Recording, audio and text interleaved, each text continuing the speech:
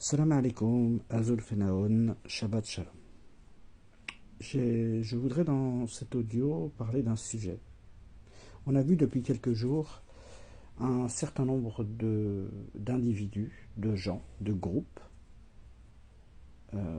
qui se sont qui se sont affichés et se sont révélés être les pires ennemis du Maroc.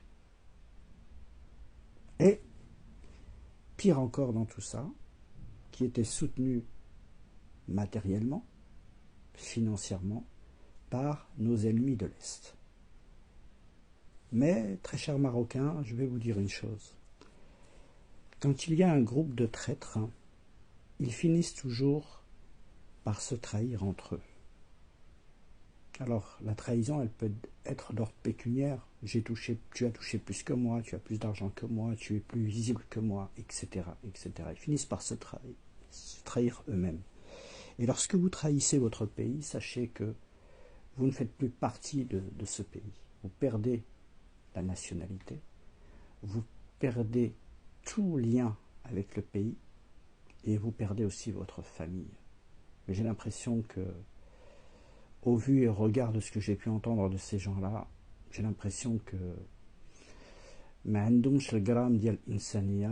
et n'ont même pas de bon sens, n'ont même pas l'intelligence de réfléchir. L'appât du gain est tellement supérieur qu'ils vendent leurs âmes au diable. Bref, Ratchouho, ils se sont trahis entre eux, et vous en aurez d'autres. On vit dans une époque où le mensonge, la trahison s'étale. Voilà.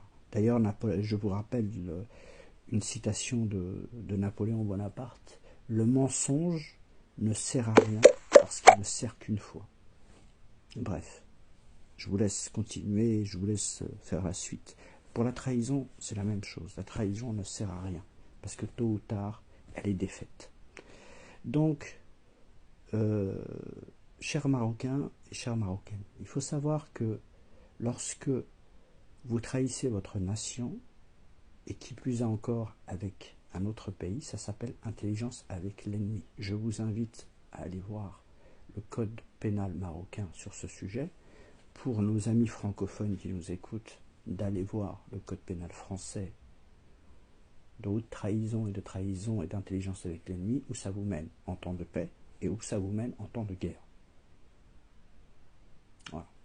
Donc, d'abord, on va parler avec les Magharbes. خوتي خواتاتي المغاربه ما تقلقوش ما تعصبوش اللي عزيز عليه الوطن ديالو وكيموت على بلادو وكيموت على الملك ديالنا محمد السادس الله ينصرو الله يحفظو لينا راه تفرشوا الحمد لله. وديروا في بالكم المخابرات ديال المغرب nos services de renseignement, les fonctionnaires qui travaillent avaient déjà anticipé que ces gens-là, ils savaient déjà à l'avance que ces gens-là, non seulement allaient être financés par nos ennemis de l'Est, qu'ils l'étaient, et qu'ils ont pris leur disposition. Rassurez-vous. Le Maghreb, المملكة المغربية راه قاعدة بالشغلة ما تخافوش من هاد القضية. حنا كنديروا اللي علينا الواجب لينا شنو هو؟ شفنا شي واحد كيخين الوطن ديالنا خاصنا نفرشوه. C'est notre devoir de citoyen.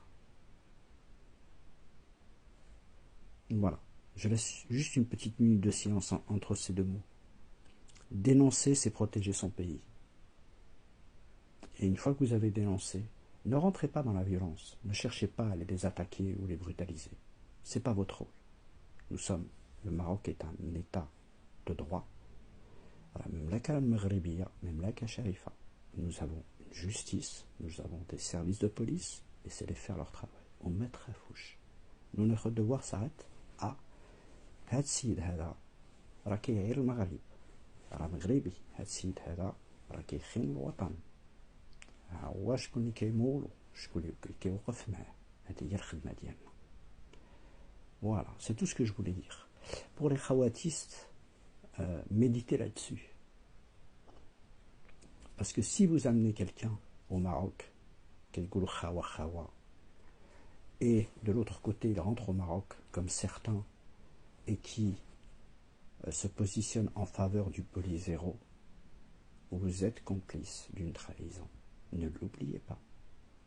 ليعير الملك ليعير المغرب ليعير صاحب الجلالة باش نكونوا واضحين الله ينصر الله يحفظوا لينا راه c'est une trahison. Parce que vous aurez des comptes à rendre à ce moment-là. Même s'il sort du territoire, il y aura des comptes à rendre. Alors, كما قال صاحب الجلالة, ou vous êtes des patriotes, ou vous êtes des traîtres. Il n'y a plus de choix là. Je pense que ce discours pour moi de Sa Majesté le Roi, que Dieu l'agrée l'assiste, il a été phénoménal. Il a mis les points sur les i. Mais comme il nous recommande de faire, et que Dieu le bénisse pour ça, ne rentrons pas avec nos ennemis dans l'insulte, répondons-leur avec intelligence, avec des faits, avec des arguments probants. Voilà, c'est tout ce que je voulais dire à Khouti et Khoutatine Maghariba. Rassurez-vous, le Maroc, Gad al-Shghlo.